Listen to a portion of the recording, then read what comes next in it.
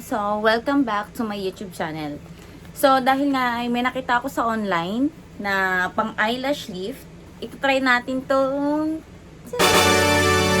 yung nabili kong product. So, naka-mirror ano ko, pero ang kalagay dyan, eyelash lifting. So, nung nakaraan, July to August, na-try ko na to. Tumatagal siya ng 1 to 2 months. So, ngayon, nawala na yung maiksi lang talaga yung, maiksi lang yung pilik mata natin. So, kailangan natin ito. Tara, try natin to. G. So, i-open ko na nga. So, meron na nga siyang, ito, yung pang, ng pilik mata. Parang sa mascara. And then, ito, pads. 3 pads ang laman niya sa loob. So, meron siya ng ito. Lift pads, clean tool, fixation, perm, nutrition, at saka cleanser. And then, false lashes glue. So, ito. So, ito nga yung nilalaman ng nabili kong eyelash lifting. So, ito try natin. So, syempre, sisimulan natin sa lift pad. So, kukuha tayo ng lift pad. Ayan, small nga yung kinuha kong size. So, syempre, una natin gagawin ay lalagyan na nga natin siya ng false lash glue. So, maglalagay na nga tayo nito. Ito siya, yun yung gaganyan.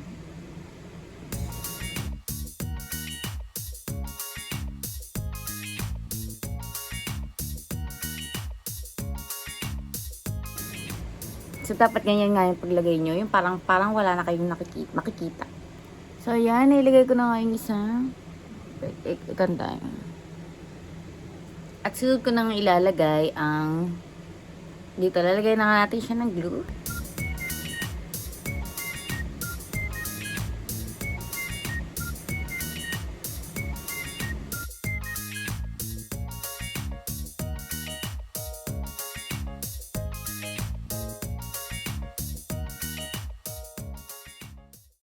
Kapag naiano nyo na yung glue, so hindi nyo muna siya medyo matuyo. Huwag nyo na siyang ididikit agad kapag kakapahin nyo lang.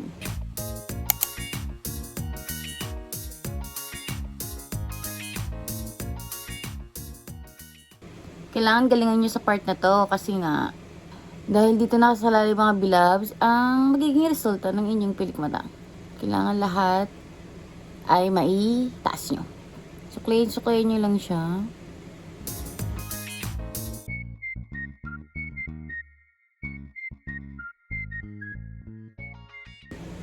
Clean tool na pangtaas. Yan. Pili nga ako ng isa. Baka nabungi na kasi yun eh.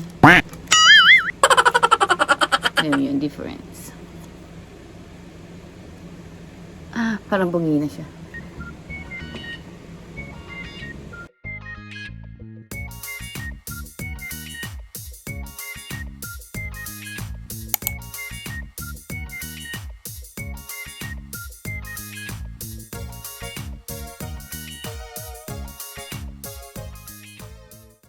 So, itaas na natin.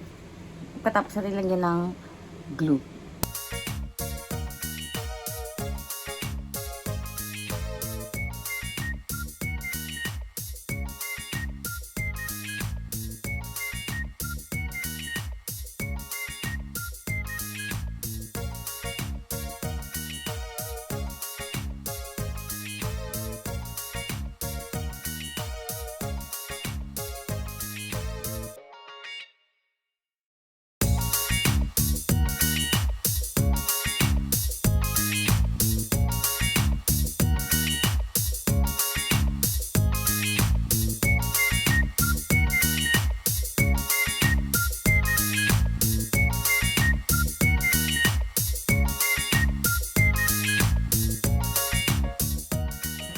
So, isi-check ko muna kung lahat ay naitaas ko talaga.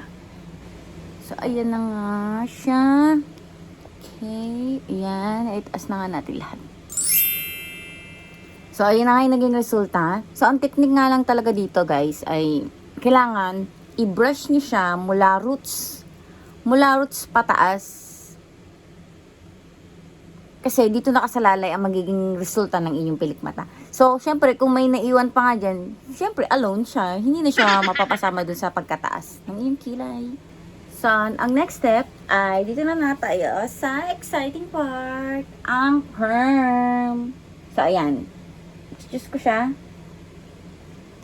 Sa part na to, gagamit tayo ng tools. Dito, kasama na siya sa set. So, pick up one. Ito na ang lucky winner. So, ipa-perm lang natin siya. Ang gagawin lang natin dito ay ilalagay lang natin dito siya. Ito, may ano dito, may cotton. Parang cotton siya. Lalagay lang natin siya sa pinaka-roots. Ay, may cover pa. So, ayan. Ito yung perm.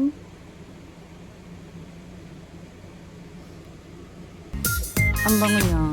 Para siyang yung ano.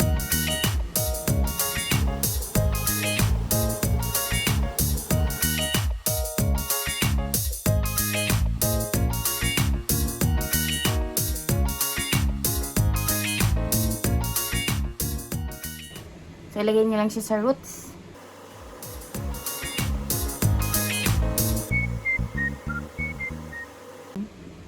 Opa, saan ka dyan?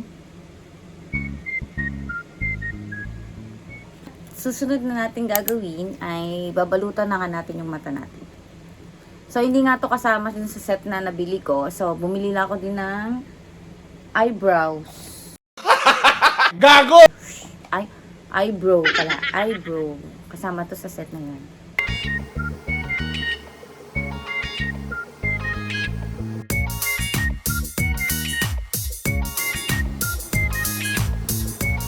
Ayan. Nabalutan na nga natin ang ating mata from perming.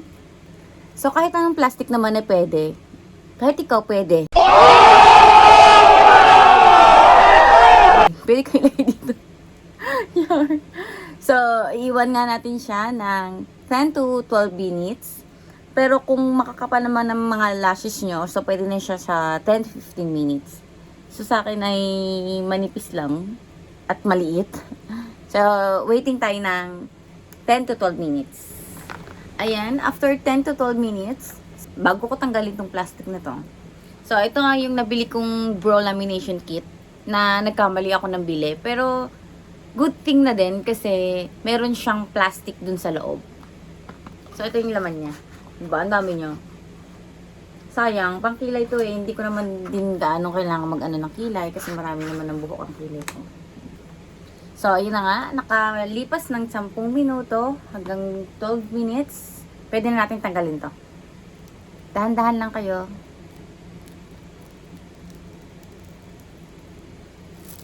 Ay. Sabi ng dahan-dahan, girl. So, ayan. So, kapag manipis nga yung eyelashes nyo, tapos binabad nyo ng matagal, ay nako, mga B, kukulot yan. So, 12 minutes nga lang ang ating pagbabad. The next step is, tatanggalin lang natin yung mga excess na gamot. Yung, naalala nyo, yung nilagay natin kanina na perm. So, lilinisin lang natin yung mga excess.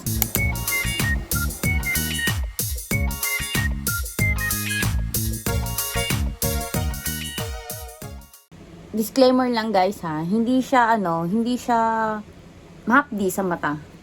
Sa pangalawang gamit ko na nga nitong product na to. So ayan na nga, second step na tayo ay ang fixation. So kuha lang natin ng fixation. So same process lang katulad kanina ng ginawa natin.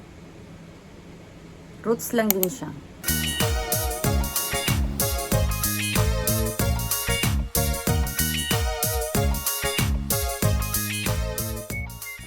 Ayan. So, same process lang sa perm, pagpa-perm. Ayan, lagyan na natin sa kabila. Tak. Siyempre, beloved, cover it and leave it for 15 minutes.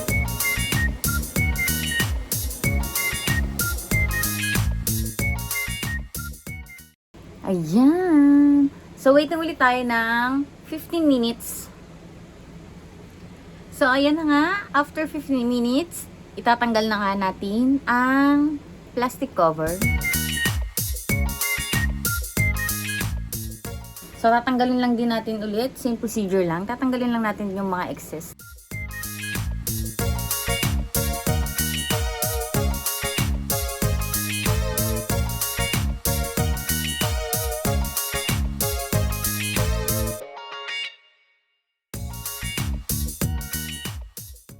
Next step ay ang eyelashes brow. Ito yung tinta. Tint dye para dito sa ating lashes. So, maglalagay na nga tayo ng natural black tint. Ang purpose nga nito ay para mas kumapal patignan ang ating mga lashes. At no need na nga tayo mag-mascara dito. So, tumatagal siya ng up to 2 months. So, tara, ilagay na natin to. So, ilagay nyo nga siya simula roots hanggang dun sa taas. Para magkaroon siya ng tint.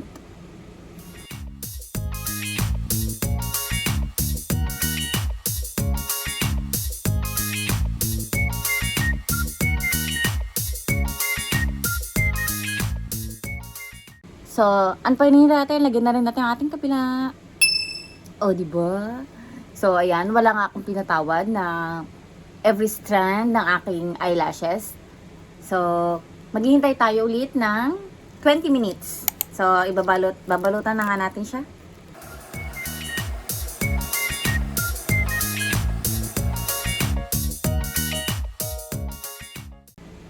IBCCNDC Bekenemen. So, ito yung nasa loob niya. Since first time ko itong na-try, talagang itong tint dye na to. Ito kasi, natry ko na siya nung noon. First, ano ko. So, ito, first time ko siya. Wala akong na ramdaman na hapde. So, mas maganda to gamitin, guys. So, kung bibili kayo ng tint dye, ito. Ito siya. Ito yung recommended ko para sa inyo. So, waiting tayo ng 20 minutes. At matapos na nga ang ating 20 minutes, pwede na natin siyang tanggalin. So, tanggalin na natin ang ating cover plastic or plastic cover, any bala na kayo. Kunin ko lang yung cleanser para linisin lang natin yung mga itim-itim or yung tint doon sa ating mata. Pwede na rin tubig. Sana pala ko tubig, pero first time kong gagamitin tong cleanser. Sayang naman kung hindi natin siya mauubos. So, meron nga pala siyang ito sa boxes. May expiration. Ayan. So, i-check nyo rin. Sa isang ganito, matagal nyo na siyang maubos.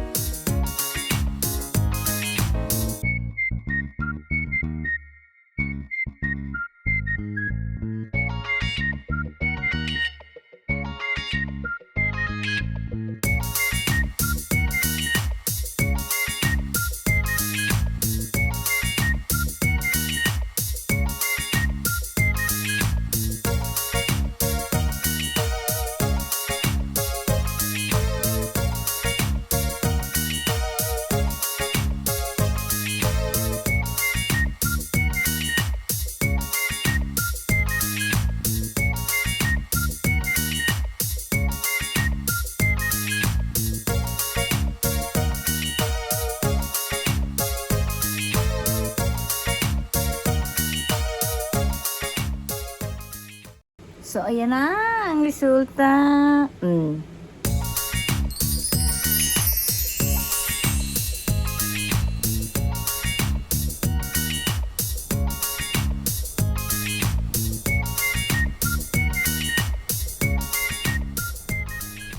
Diba? So, bago pa kayo linisin nyo muna mabuti yung kasi may mga glue-glue pa yan.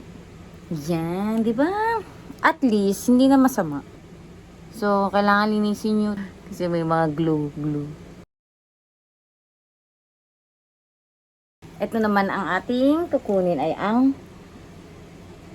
ito, nutrition. Ayan. Ito ay para ma-prevent niya yung pagkakulot-kulot ng mga strands.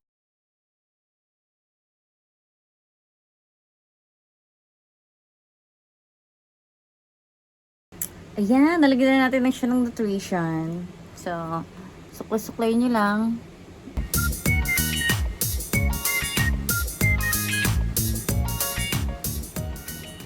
Diba, B? Sangka from this to this. Ayan yung right side. Ito naman sa kabila. Diba? Ang grabe talaga itong product na to. Talagang satisfied talaga ako kasi mag-isa ka lang, solo ka lang, is magagawa mo siya. Diba? At least may nagbago naman sa pilikmata ko. So, if there's any question po, ay mag-comment below lang po kayo sa comment section. Eyelash lifting. Dito ko na po tatapusin ang aking vlog. Maraming salamat. So, please like and subscribe and click to the notification bell for more update and for more upcoming videos. So, bye-bye!